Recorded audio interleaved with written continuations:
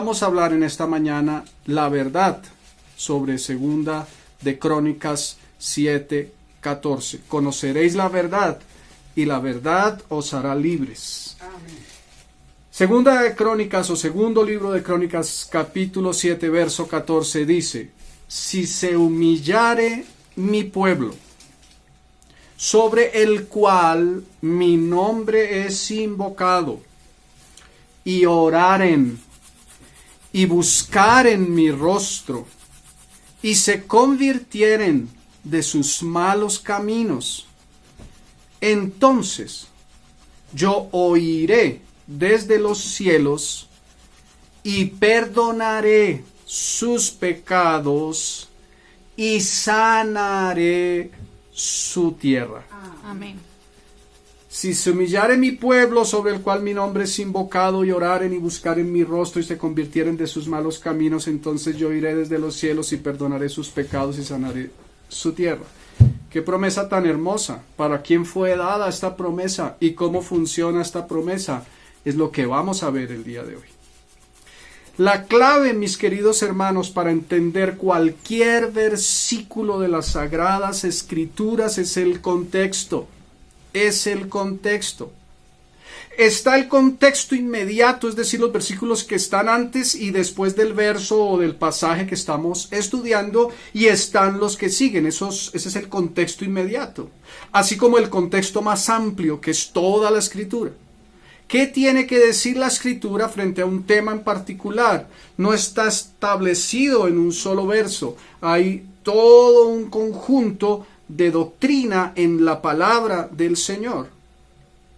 La suma de tu palabra es verdad, dice la Escritura. Es decir, de qué manera el verso encaja en todo el contexto bíblico. También está el contexto histórico y cultural, es decir, lo que se estaba diciendo y enseñando en el versículo y cuál era la audiencia original a la luz de la historia de esa audiencia, con base en lo que habían vivido y lo que estaban viviendo, así como también su cultura. No podemos dejar de tomar en consideración el contexto histórico y el contexto cultural. El más importante es el contexto bíblico, indiscutiblemente, y ese es el mínimo que debemos tomar en consideración. Debido a que el contexto es tan importante, un verso cuyo significado y aplicación parece sencillo cuando se cita de forma aislada, puede significar o entenderse de forma muy diferente a su verdadero significado. Esto es muy importante.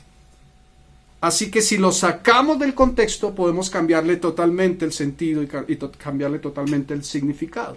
Alguien con mucha sabiduría dijo en su momento: un texto fuera de contexto es solo un pretexto.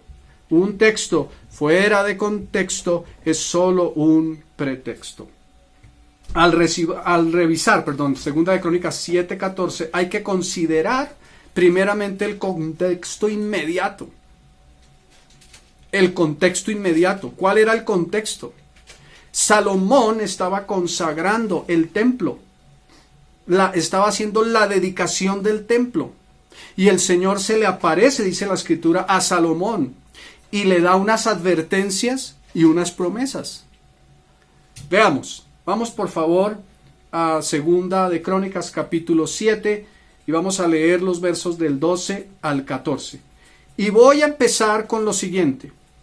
Vamos a suponer que estos versos son para la iglesia, que estos versos estaban para la nación de Israel, pero que aplican a la iglesia. Vamos a estar en ese supuesto. Acompáñame por favor a Segunda de Crónicas capítulo 7, verso 12. Supongamos que este verso es válido, estos versos son válidos para la iglesia. A ver qué análisis podemos hacer a la luz del contexto, guiados por el Señor, por el Espíritu de Dios, que es quien inspiró a los hombres de Dios para que escribieran estas letras. Segunda de Crónicas capítulo 7 verso 12, suponiendo que esto es válido para la iglesia. Y apareció Jehová a Salomón de noche y le dijo: yo he oído tu oración y he elegido para mí este lugar por casa de sacrificio. Si yo cerrare los cielos para que no haya lluvia, Dios está hablando. Y si mandare a la langosta que consuma la tierra, Dios lo está diciendo. Si Él hiciera eso, o si enviare pestilencia, ¿quién? Dios. ¿A quién? A mi pueblo, dice la palabra. Si me están siguiendo en el verso 13 de Segunda de Crónicas, capítulo 7. Entonces deberíamos leer si esto es aplicable a la iglesia de la siguiente manera. Si yo cerrare los cielos para que no haya lluvia, y si mandare a la langosta que consuma la tierra, o si enviare pestilencia a mi iglesia, sería de esa manera que tendríamos que interpretarlo, o lo podríamos leer. Sigamos leyendo. Entonces dice, si se humillare mi pueblo, dice la versión en verso 14, pero estamos diciendo que es aplicable a la iglesia. Entonces, si se humillare la iglesia, si se humillare mi iglesia, sobre el cual mi nombre es invocado, y oraren y buscaren mi rostro, y se convirtieren de sus malos caminos, entonces yo iré desde los cielos, y perdonaré sus pecados, y sanaré su tierra. Si todo lo anterior se aplicara a la iglesia, cuando el Señor dice sanaré su tierra, se estaría refiriendo a la tierra sobre la cual la iglesia tiene potestad. Se estaría refiriendo a la tierra sobre la cual la iglesia tiene potestad, no a una tierra mucho más general y amplia y extensa. Esa sería la interpretación correcta. Al revisar los versículos anteriores al verso 14, vemos que el Señor se está refiriendo específicamente a la nación de Israel, como pueblo escogido suyo, apartado exclusivamente para Él. Si esto se aplicara a la iglesia como su pueblo, porque somos también pueblo de Dios, en el supuesto caso de que Dios estuviese hablando también a la iglesia, si lo aplicáramos de esa manera, entonces estaríamos diciendo que Dios cerraría los cielos para la iglesia, enviaría plagas y pestilencia sobre la iglesia como pueblo suyo. Y esto, mis queridos hermanos, es una contradicción bíblica. Pues Dios no haría tal cosa sobre su iglesia como pueblo y como nación, pues estamos ahora en la dispensación de la gracia y no bajo la ley. Sumando al hecho de que no es el tiempo de juicio sobre las naciones de la tierra, y mucho menos sobre la iglesia de Cristo. ¿Están, mis queridos hermanos? Amén.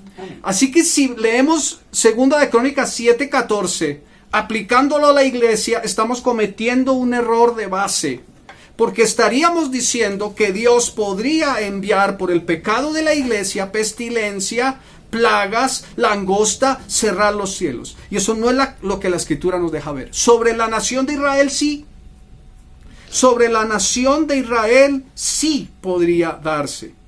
Pero eso sería el supuesto de que estuviésemos hablando de que Dios habla a la iglesia en Segunda de Crónicas capítulo 7 versos 12 al 14 y específicamente el 14, que es el que estamos estudiando hoy. Hagamos otro supuesto. No es la iglesia. No está hablando cuando habla de pueblo de la iglesia, está hablando de una nación. Entonces está hablando de cualquier país y en particular de Colombia. Supongamos que esa es la interpretación que podemos aplicar también, aparte de que habla para Israel, pero supongamos que nos está hablando también para Colombia. Entonces, ¿cómo sería la interpretación dentro del contexto? Y apareció Jehová a Salomón de noche y le dijo, yo estoy en el 12, yo he oído tu oración y he elegido para mí este lugar por casa de sacrificio. Si yo cerrare los cielos para que no haya lluvia, y si mandare langosta que consuma la tierra, y si enviare pestilencia a Colombia, si se humillare mi pueblo, entonces ¿qué tendríamos que escribir aquí? Colombia. Si se humillare Colombia. Si el Señor envía pestilencia, cierra los cielos para que no haya lluvia, manda langosta, envía pestilencia sobre Colombia, siguiendo la lectura en el contexto correcto, vuelve a hablar de la palabra a mi pueblo y estamos reemplazando a mi pueblo por Colombia. Entonces envía Dios todas estas plagas a Colombia. ¿Qué tiene que hacer Colombia? No la iglesia, no un remanente, no un grupo pequeño, porque no es lo que está diciendo este pasaje. Si se humillare mi pueblo, En el supuesto de que el pueblo pueda aplicarse a Colombia, tendríamos que leer entonces: si se humillase Colombia, sobre el cual mi nombre es invocado, y oraren y buscaren como nación mi rostro, y se convirtieren como nación de sus malos caminos, entonces yo iré desde los cielos y perdonaré sus pecados y sanaré su tierra. Aplicaría. Pero ¿qué es lo que el pasaje está diciendo? En primer lugar, se está refiriendo a la nación de Israel.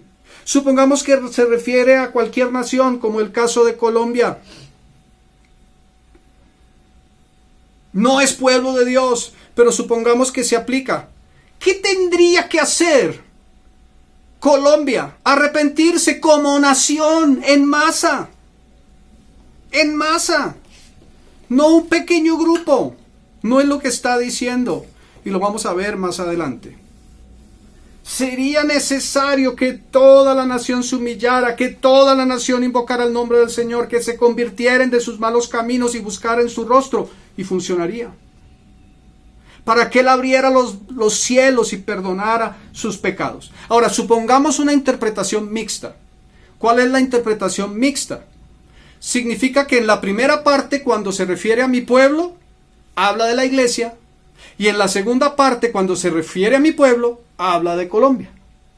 Esa podría ser una interpretación que nos gustaría, que quisiéramos, y que de hecho en muchas naciones, en un sector de la iglesia, lo hacen de esa manera.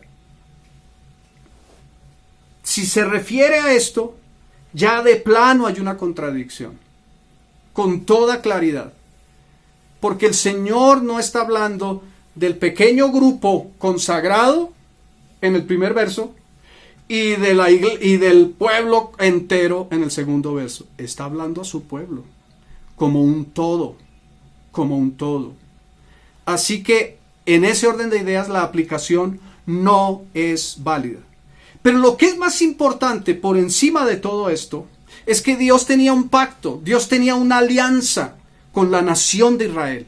Tenía un pacto, que es un pacto distinto al pacto que tenemos como pueblo de Dios. Es diferente. Ese pacto y esa alianza se ve muy claramente en Deuteronomio 28.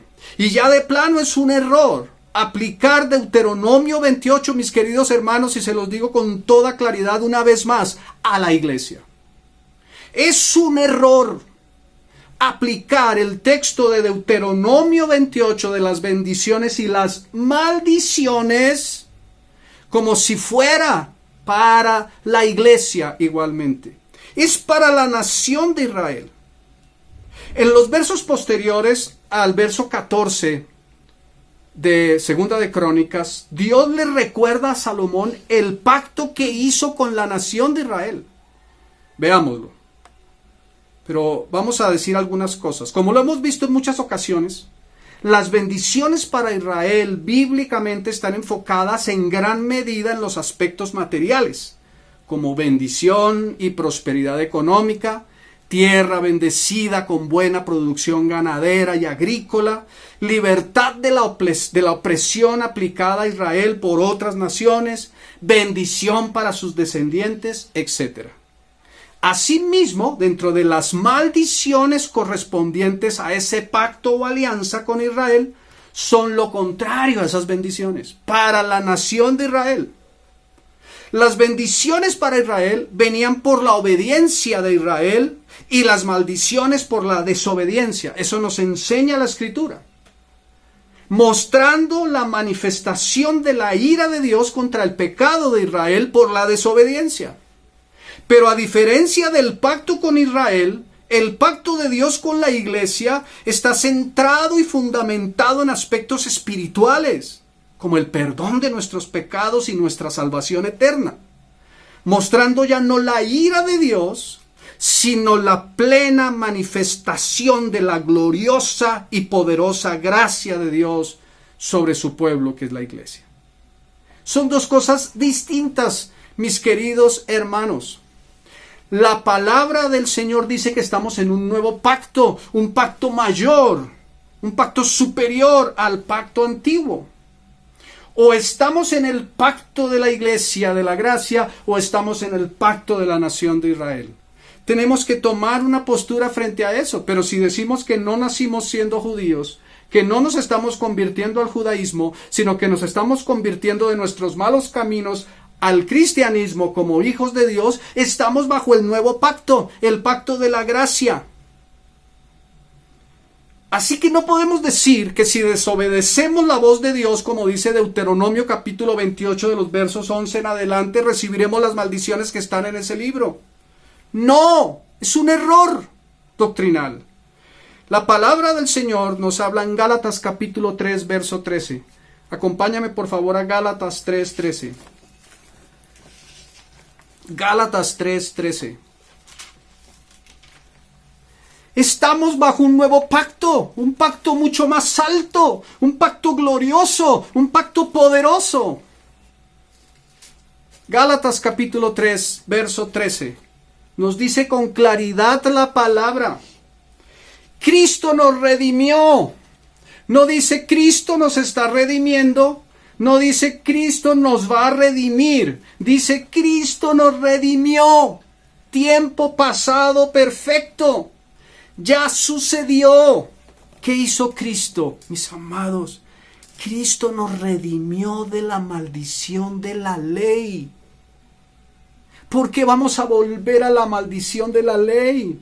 Si Cristo ya nos redimió de la maldición de la ley, ¿por qué vamos a aplicar como iglesia Deuteronomio 28, capítulo 11, diciendo que si no obedecemos la voz de Jehová nuestro Dios para hacer conforme a todo lo que en el libro está escrito, entonces vendrán sobre nosotros todas estas maldiciones y nos alcanzarán? Maldito serás tú en la ciudad, maldito serás en el campo, maldito será... No, Cristo nos redimió de la maldición de la ley, hecho por nosotros maldición.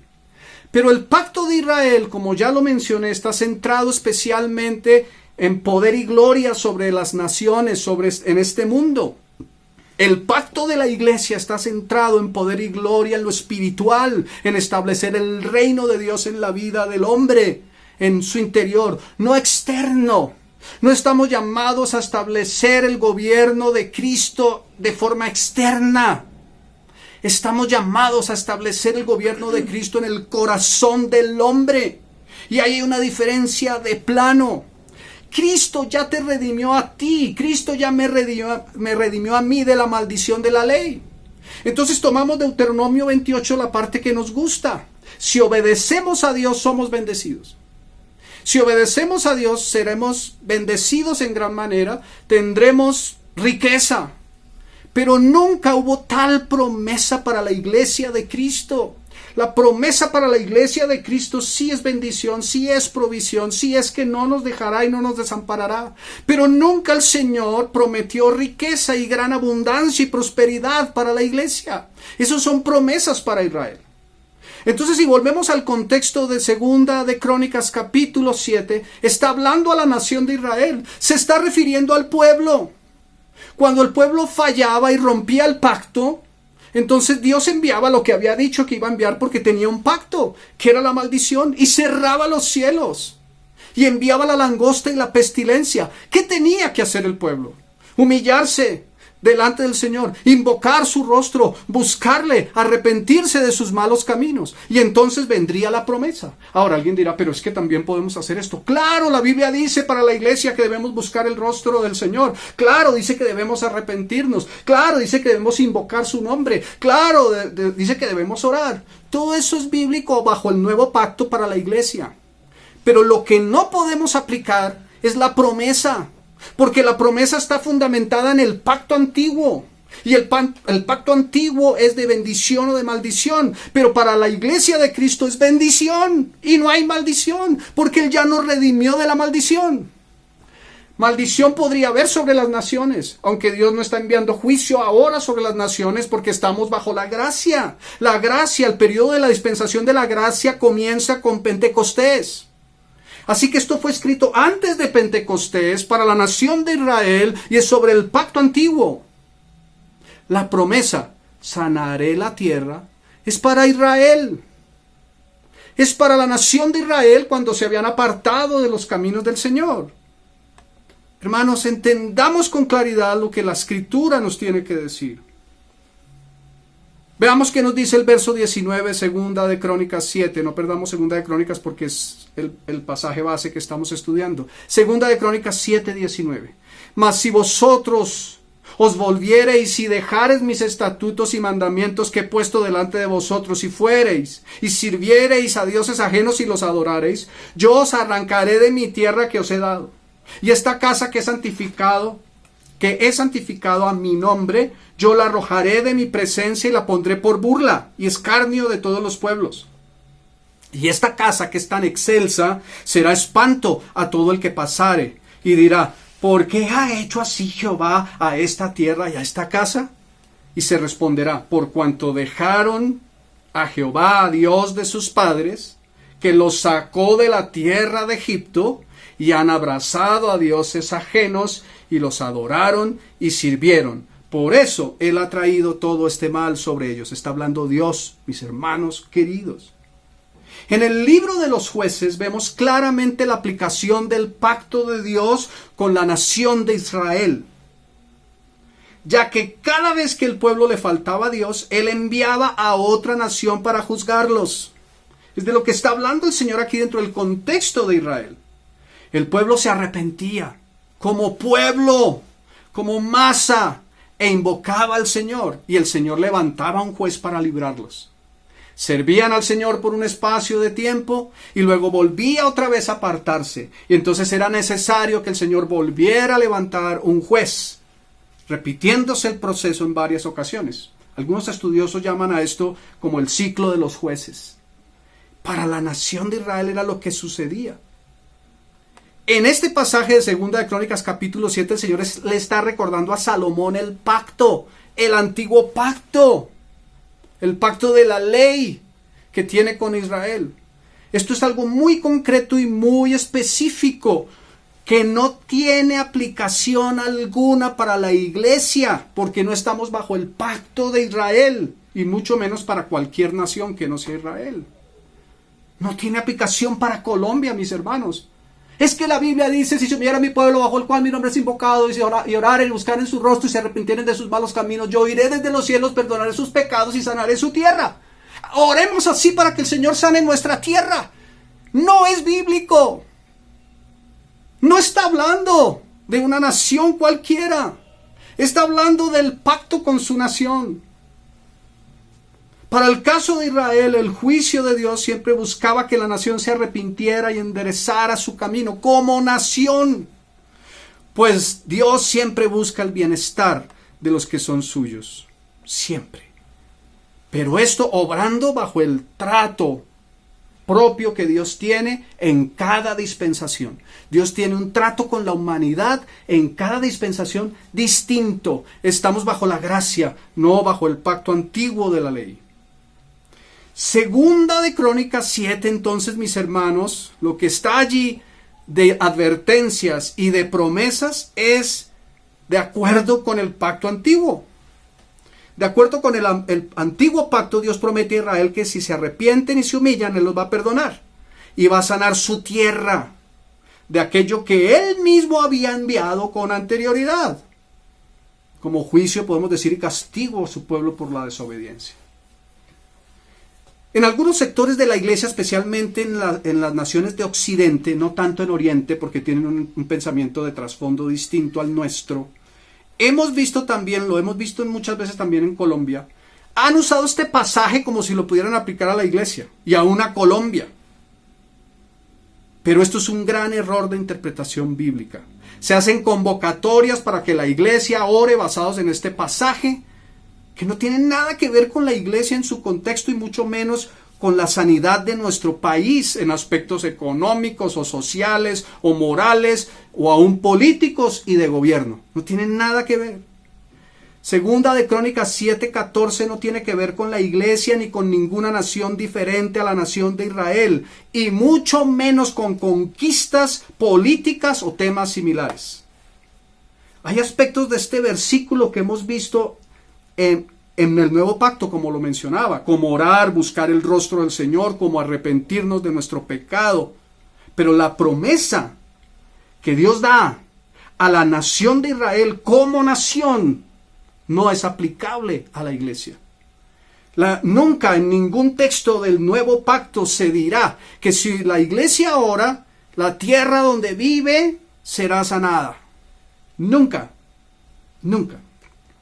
Se ha enseñado, mis queridos hermanos, otro error todavía más grave, que si la iglesia ora y se arrepiente y que si pide perdón por los pecados de Colombia, Dios va a perdonar los pecados de Colombia y va a sanar la tierra. ¡Por Dios!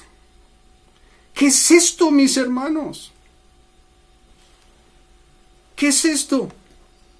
No hay tal. No hay tal. Es indispensable, mis queridos hermanos, leer la Escritura de forma correcta y de la manera en que fue inspirada por el Espíritu de Dios. Ni la iglesia en Colombia o en cualquier país del mundo, ni ninguna nación diferente de Israel, tiene la misma relación con Dios, ni está bajo el antiguo pacto que Dios hizo con el pueblo hebreo. El pacto de Dios con Israel es único y es un error aplicarlo a la iglesia y mucho menos a cualquier otra nación. No hay ni un solo pasaje, mis queridos hermanos, del nuevo pacto, del pacto de la gracia, del pacto de la sangre de Cristo, que muestre el uso inapropiado del pacto antiguo y sus promesas. No hay ninguno. Si fuera así, muchos ejemplos en los que la iglesia primitiva habría seguido este proceso para sanar la tierra de una nación habrían, y los veríamos, para sanarlas de la maldición. No aplica. Otro error, entonces, mis queridos hermanos. Aquí lo que nos está hablando 2 de Crónicas 7 se refiere a la nación de Israel en masa. La nación toda se presenta delante del Señor. Hay un pasaje que está en Malaquías que dice: vosotros, la nación toda, me habéis robado, dice el Señor. Ahora alguien diría: ¿y es que toda la nación se arrepintió? El grueso de la nación. Lo que estaba diciendo el Señor era el grueso de la nación. Cuando en el antiguo Israel se arrepintió y buscó al Señor, lo hizo en masa. La nación en su conjunto se arrepintió. Obviamente no todos los israelitas, pero el grueso de la nación. Nunca hubo una indicación de parte del Señor que una pequeña minoría de la nación, un remanente justo, pequeño, pudiera arrepentirse y orar y que de esa manera el destino de la nación cambiara. Nunca. Como nación, no. Pero completa, sí. Cuando en pleno la nación era movida por Dios a través de sus profetas y de sus sacerdotes, se presentaban a una como nación. Entonces, ¿cuándo nuestra nación de Colombia podría ser transformada a través de esta oración? Cuando toda la nación se presentara. ¿Y cuándo sucederá esto? Es nuestra responsabilidad predicar el Evangelio. No ser tan simplistas y tomar la Biblia y decir: es que basta con que hagamos grandes movimientos de oración y entonces nuestra tierra va a ser sanada. No, no funciona así. Dios prometió la liberación cuando toda la nación se arrepintiera. Ese es el contexto de 2 de Crónicas. Dios nunca prometió en su palabra que si un grupo pequeño de justos se arrepintieran y oraran por toda la nación sería sana. Lo que claramente sí puede suceder es que Dios perdone a una nación por el arrepentimiento que tenga como nación entera, como después de la predicación de arrepentimiento, como fue el caso del profeta Jonás. Vamos allí a Jonás y luego volvemos nuevamente a 2 de Crónicas, o por lo menos lo retomaremos en alguna medida. Jonás capítulo 3. El libro del profeta Jonás capítulo 3. Jonás capítulo 3 verso 1. Vino Jonás, está en el Antiguo Testamento, los profetas menores, uno de los profetas menores, para que lo busquemos. Ustedes recuerdan la historia de Jonás y el pez grande. Algunos dicen que era una ballena. La Biblia no dice ballena, pero dice un pez grande. Jonás capítulo 3 verso 1. Vino palabra de Jehová por segunda vez a Jonás diciendo: levántate y ve a Nínive, aquella gran ciudad, y proclama en ella el mensaje que yo te diré. Y se levantó Jonás y fue a Nínive conforme a la palabra de Jehová, y era Nínive ciudad grande en extremo, de 3 días de camino. Verso 4. Amén, ya estamos por aquí en el verso 4 de Jonás capítulo 3. Y comenzó Jonás a entrar por la ciudad camino de un día y predicaba diciendo: de aquí a 40 días Nínive será destruida. Juicio de Dios. Y los hombres de Nínive creyeron a Dios. Los hombres de Nínive creyeron a Dios. No dice un grupito pequeño que era como espiritual, le creyó a Dios. Pero dice, y los hombres de Nínive creyeron a Dios y proclamaron ayuno, y se vistieron de cilicio desde el mayor hasta el menor de ellos. Otro día hablaremos del ayuno, de lo que la Biblia realmente nos tiene que decir acerca de esto, pero no es el tema. Verso 6. Y llegó la noticia hasta el rey de Nínive, y se levantó de su silla, y se despojó de su vestido, y se cubrió de cilicio, y se sentó sobre ceniza, todos en pleno, e hizo proclamar y anunciar en Nínive por mandato del rey de sus grandes, diciendo: hombres y animales, bueyes y ovejas, no gusten cosa alguna, no se les dé alimento, ni beban agua, sino cúbranse de cilicio, hombres y animales, y clamen a Dios fuertemente, y conviértase cada uno de toda la gran ciudad de su mal camino, de la rapiña que hay en sus manos. ¿Quién sabe? Verso 9. ¿Quién sabe si se volverá y se arrepentirá Dios, y se apartará del ardor de su ira, y no pereceremos? Y vio Dios lo que hicieron, que se convirtieron de su mal camino, y se arrepintió del mal que había permanente. Pero bueno, entonces aquí surgen algunas preguntas. Y la pregunta sería, listo, entonces hay convocaciones de oración. La iglesia está convocando a sus miembros, diferentes sectores de la iglesia representativa en la ciudad, para que oremos conforme a 2 de Crónicas 7:14. Entonces, como no aplica para nosotros, y lo hemos visto claramente y bíblicamente, ¿no debemos orar por Colombia? La respuesta es sí debemos orar. Sí debemos orar por nuestra nación. Claro que sí. La Biblia lo dice bajo el nuevo pacto, pero de la manera que Dios nos lo indica en su palabra. La Biblia dice que debemos orar por todos los hombres y por los gobernantes. Y lo hemos visto, pero es pertinente volver a revisar este pasaje en 1 Timoteo capítulo 2. Acompáñame allí, 1 de Timoteo capítulo 2, verso 1. 1 Timoteo 2, 1. Que el Señor abra los ojos de nuestro entendimiento para que nos resplandezca la luz de Cristo, y el entendimiento claro de la santa palabra del Señor, de las sagradas escrituras que fueron inspiradas por Dios, por el Espíritu de Dios, con hombres que tuvieron la revelación de Dios. 1 de Timoteo capítulo 2 verso 1. Exhorto ante todo a que se hagan rogativas, oraciones, peticiones y acciones de gracias por todos los hombres. Y como lo mencionamos desde el comienzo, tenemos que mirar siempre el contexto. No podemos tomar un verso aislado, porque un verso fuera de contexto, un texto fuera de contexto es un pretexto. En el contexto, el apóstol Pablo está hablando acerca del ministerio. Si vemos el capítulo anterior, está hablando de su ministerio, del llamado que Dios le hizo y le hizo a otros hombres para predicar el evangelio.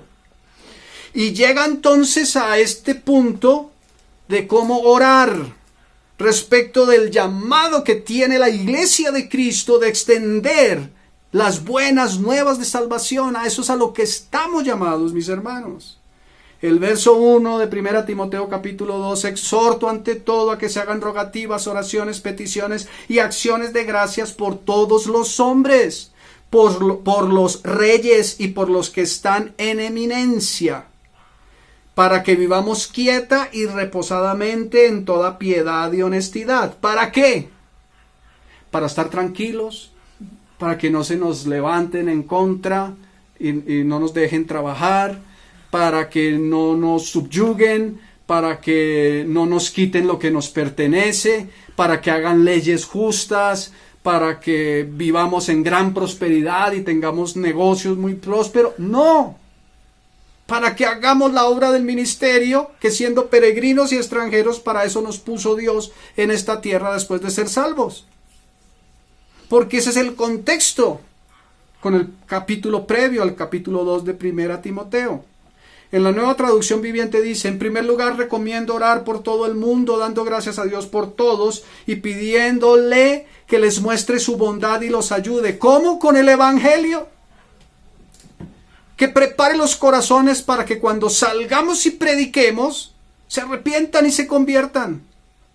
Que los corazones de los que están en eminencia estén en el punto correcto para que podamos seguir haciendo la obra. Con todo, si no fuera así, y si de esa oración, por sencillamente la decisión de los reyes, no tuviera una respuesta, porque Dios da libertad a todo aquel que es creado por Dios, entonces seguiremos haciendo lo que tenemos que hacer. Debemos orar por todos los creyentes para que Dios nos dé el valor para predicar el Evangelio. Eso está en Hechos capítulo 4. En 8 días hablaremos acerca de la política, mis queridos hermanos, porque en 8 días se escoge nuevo presidente para nuestra nación. Y yo quiero que hablemos acerca de estos temas a la luz de las Escrituras sin apasionamientos, porque estamos en una época de fuerte apasionamiento. En medio del mundo, todo el mundo opina, todo el mundo quiere tomar una postura, todo el mundo está centrado en cuál va a ser el siguiente presidente, pero como creyentes nos olvidamos en qué debemos estar centrados. En Hechos capítulo 4, versos 26 al 30. Hechos capítulo 4, versos 26 al 30. Hechos capítulo 4, versos 26 al 30. Había gran oposición, había un gobierno injusto, de lo cual hablaremos en 8 días. Había opresión sobre la iglesia de Cristo. Y miren cuál fue la postura guiada por el Espíritu de Dios para los hombres de Dios. Verso 26. Se reunieron los reyes de la tierra y los príncipes se juntaron en uno contra el Señor y contra su Cristo. Eso es lo que está sucediendo ahora en las naciones de la tierra y seguirá sucediendo, y se prepara el ambiente del anticristo para ese gobierno mundial en donde se levantarán en contra de todo lo que es Dios, se opondrán a Dios plenamente, y ya estamos viviendo con el espíritu del anticristo en acción desde entonces y cada vez con mayor fuerza. ¿Por qué nos sorprendemos? Está escrito. Se reunieron los reyes de la tierra y los príncipes se juntaron en uno contra el Señor y contra su Cristo, porque verdaderamente se unieron en esta ciudad contra tu santo Hijo Jesús, a quien ungiste. ¿Quiénes lo hicieron? Herodes y Poncio Pilato. Hablaremos de esto seguramente la próxima semana, con los gentiles y el pueblo de Israel, para hacer cuanto tu mano y tu consejo habían antes determinado que sucediera. Estaba determinado que se levantaran estos hombres impíos contra Dios mismo y contra su Cristo. Ahora, ¿qué dice el verso 29? Ahora, Señor, mira sus amenazas. Aquí no dice: ahora, Señor, nos vamos a reunir este grupo de creyentes en Dios y vamos a orar pidiendo perdón por los pecados de Colombia, arrepintiéndonos por los nuestros también, para que el Señor sane nuestra tierra. Y ahora, Señor, mira sus amenazas y concede a tus siervos que con todo denuedo hablen tu palabra. ¿En qué están centrados? En lo que la iglesia de Cristo se olvidó que tiene que estar centrada, en lo que tú y yo nos hemos olvidado que tenemos que estar centrados. En hablar la palabra, en predicar la palabra, en establecer el reino de Dios en el corazón del hombre. Allí es donde hay verdadero impacto y verdadera transformación. Ahora, Señor, mira sus amenazas y concede a tus siervos que con todo denuedo hablen tu palabra. mientras extiendes tu mano para que se hagan sanidades y señales y prodigios mediante el nombre de tu santo Hijo Jesús. Leamos las sagradas escrituras, mis hermanos. Punto 2, segunda pregunta. ¿Podemos los cristianos pedir perdón por los pecados de nuestra nación? ¿Podemos los cristianos pedir perdón a Dios por los pecados de nuestra nación? La respuesta es no. No. Como lo mencioné anteriormente, este es un grave error que comete un sector importante de la Iglesia de Cristo. Vamos a humillarnos, vamos a postrarnos, vamos a tener verdadero arrepentimiento para que Dios sane nuestra tierra y vamos a pedir perdón por los pecados de la Iglesia, vamos a pedir perdón por los pecados de Colombia. Mateo 28, 18. Si esto fuera así, mis queridos hermanos, la gran comisión habría sido distinta. Vayan, arrepiéntanse, pidan perdón por los pecados de Israel, pidan perdón por los pecados de las naciones, pidan perdón para que se arrepientan. Ni siquiera para que se arrepientan, pidan perdón. Es decir, ¿cuál es el objetivo de pedir perdón por otros? Para que Dios los perdone. No hay otra manera, no hay otra razón. Entonces, si yo pido perdón por el pecado de mi hermano, ¿Dios va a perdonar el pecado de mi hermano? Si yo pido perdón por los pecados de los incrédulos, entonces ¿Dios va a perdonar a los incrédulos? Si Dios perdona a los incrédulos, ¿cuál es el camino para la salvación? El arrepentimiento. Si Dios, y el perdón de pecados, si Dios perdona a los incrédulos, pues ya vienen al conocimiento de Cristo porque Dios los perdonó. Entonces, sería la gran comisión distinta. Mira lo que fue la gran comisión. Mateo 28, versos 18 al 20. Y Jesús se acercó y les habló diciendo: toda potestad me es dada en el cielo y en la tierra. Por tanto, id y haced discípulos a las naciones, a todas las naciones. Cuando nos reunimos para orar, cuando oramos por todos los hombres, cuando oramos por los reyes y los que están en eminencia, nunca podemos perder de vista el objetivo por el cual oramos. Y es la gran comisión de nuestro Señor Jesucristo. Por tanto, id y haced discípulos a todas las naciones de la tierra. Alguien podría decir, pero pastor, esto Dios se lo dio a 12 hombres. Ellos eran los que tenían que hacer discípulos. Nosotros no nos toca a los creyentes. Pero lo que nos deja ver la Escritura es algo completamente distinto. Esto se expandió no solamente a los nuevos ministros que nacieron, sino a toda la iglesia. La iglesia fue perseguida, de esto seguramente hablaremos. Y cuando fue perseguida, los únicos que no salieron a ser discípulos fueron los 12. Se quedaron, pero toda la iglesia salía y predicaba el Evangelio. ¿Y qué estaban haciendo? Discípulos. El primer paso para ser un discípulo es predicar el Evangelio. Y luego les enseñaban. La mujer de Samaria se convirtió y fue y proclamó la verdad de Cristo a una nación entera, y la nación se convierte. No por la oración de pedir perdón por los pecados de Samaria, sino por el testimonio de una mujer que tuvo un encuentro personal con Cristo, por la predicación de la palabra con poder y autoridad.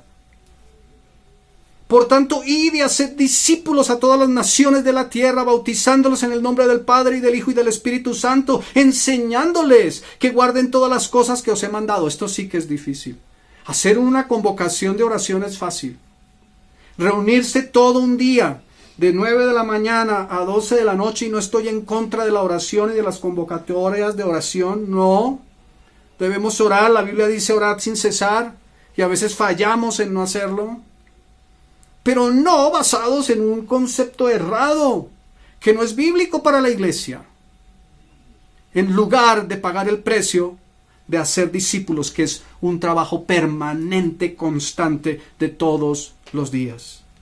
Enseñándoles que guarden todas las cosas. Te estoy enseñando aquí, estoy haciendo de ti un discípulo de Cristo. Enseñándoles que guarden todas las cosas que os he mandado. Y aquí yo estoy con vosotros todos los días hasta el fin del mundo, dice el Señor, y amén. Entonces la gran comisión sería: si consideramos que esto que hacemos como iglesia en general es válido. Jesús se le acercó y les dijo: toda potestad me es dada en los cielos, por tanto vayan, id y oren y pidan perdón por los pecados de Israel, y pidan perdón por los pecados de Éfeso, por los pecados de Corinto, no, vayan a todas las naciones y prediquen el evangelio. Bíblicamente, mis queridos hermanos, no hay ni una sola referencia en el Nuevo Pacto en el que se orara pidiendo perdón por el pecado de los demás, y mucho menos por los pecados de una nación, excepto el Señor Jesucristo como gran sumo sacerdote. En el antiguo pacto había un sumo sacerdote que se presentaba una vez al año. Solamente tenía permiso para entrar al lugar santísimo una vez al año para presentar sacrificio por el pecado del pueblo. Y si el sacrificio era acepto, el Señor perdonaba el pecado del pueblo. No estamos bajo la dispensación de la ley. Estamos bajo un nuevo pacto en la sangre de Cristo y en la gracia del Señor. El Señor oró al Padre: perdónalos, porque no saben lo que hacen. Pero era el Señor el gran sumo sacerdote. Así que, mis hermanos queridos, no hay ninguna referencia bíblica que nos diga que podemos pedir perdón por los pecados de otros, y mucho menos, ni siquiera por los pecados de la iglesia, porque la iglesia somos tú y yo, y el Señor tiene una relación personal contigo y conmigo. Yo no le puedo decir a mi esposa: pide perdón por mis pecados. No. Ni puedo yo decirle: Señor, te pido perdón por los pecados de mi esposa. No, ella es la que tiene que pedir perdón por sus pecados. Siempre, mis hermanos queridos, será una bendición pedir perdón y arrepentirse y buscar lo que Dios espera que busquemos, pero en un ámbito personal, porque el siguiente punto es este: el arrepentimiento y la salvación son personales, mis hermanos. El arrepentimiento y la salvación son personales. ¿Por qué convocamos a la iglesia para pedir perdón por los pecados de Colombia? ¿Por qué no hacemos lo que tenemos que hacer? Que es orar por Colombia para que el Señor, por el Espíritu Santo, prepare los corazones y Dios se mueva con poder y autoridad, como lo hacían los discípulos del Señor en el libro de los Hechos. Otra vez voy para Hechos en el capítulo 2 y vamos avanzando para ir terminando. Hechos capítulo 2, verso 38. Hechos 2:38. ¿Están aquí conmigo, mis queridos? Sí. Amén. Hechos 2:38. Pedro les dijo: arrepentíos y bautícese cada uno de vosotros. Cada uno de vosotros. El arrepentimiento es personal. El perdón de Dios es personal. La salvación es personal. Qué bueno sería y qué fácil sería. Reunámonos toda la iglesia y pedimos perdón por los pecados de Colombia para que Dios perdone a Colombia. Y si Dios perdona a Colombia, Colombia se sana y Colombia será salva. Eso nos lleva a hacer declaraciones que están fuera de toda realidad. Colombia será para Cristo. Y mueven a la iglesia con esas frases: Colombia será para Cristo. ¿Por qué? Porque están presumiendo que si se reúne toda la iglesia para orar pidiendo perdón a Dios por los pecados de Colombia, entonces Colombia se va a convertir. ¿Y dónde queda la palabra, mis hermanos? De interpretaciones falsas sacadas de un contexto histórico real, se toman unas doctrinas tan erradas que llevan al pueblo de Dios al adormecimiento. Hay una convocación de oración, entonces yo voy a estar en esa oración porque es todo el día. Y después yo hice ya lo que me tocaba. ¿Y dónde está la predicación del evangelio? Para que nuestra nación realmente sea impactada. Pedro les dice: arrepentíos y bautícese cada uno de vosotros en el nombre de Jesucristo para perdón de los pecados, y recibiréis el don del Espíritu Santo. Claro que podemos orar por nuestra nación, pero de la manera correcta, mis queridos hermanos. La Biblia no nos garantiza que al orar haya una restauración moral o económica o política en nuestra nación. No, nunca fue el énfasis. No ves ni un solo texto en el nuevo pacto que haga referencia a eso. Algunos en la Iglesia de Cristo se basan para justificar sus movimientos políticos en textos del antiguo pacto. Y dicen, pero hubo hombres de Dios que Dios levantó, como Moisés, que sacó de la esclavitud de Egipto al pueblo de Israel, como Daniel, que fue puesto allí en una nación opresora para ser testigo y estuvo en un alto cargo de eminencia, como José en Egipto, como David, que fue un gran rey, todo bajo el pacto antiguo de la ley, que era distinto. No vemos ni una sola referencia bíblica de hombres realmente de Dios, ministros o no, que estuvieran ocupando cargos de influencia en el gobierno de una nación. No los hay. Porque la iglesia está llamada a hacer discípulos. La iglesia está llamada a orar por la nación y por los reyes para que podamos predicar el evangelio. Y la iglesia tendrá que levantarse aún bajo una gran persecución, mucho mayor de la que ahora hemos tenido, que es mínima, para seguir haciendo la obra de Dios. Lo que sí promete el Señor es que no nos dejará y no nos desamparará, porque somos sus hijos redimidos y somos lavados por su preciosa sangre. Tú y yo estamos en las mejores manos. Amén. Pase lo que pase en nuestra nación, tú y yo estamos en las mejores manos. Tú y yo Amén. Estamos en las mejores manos, las manos de nuestro buen Dios. Las Amén. Manos de nuestro buen Dios. Las manos de nuestro buen Dios. Vamos a orar. Padre Santo, te amamos y te bendecimos. Te damos gracias, Señor, por tu palabra, porque ella es viva y es eficaz y es más cortante que toda espada de dos filos y penetra hasta separar el alma del espíritu, las debilidades del alma de las fortalezas del espíritu, y discierne los pensamientos y las intenciones del corazón.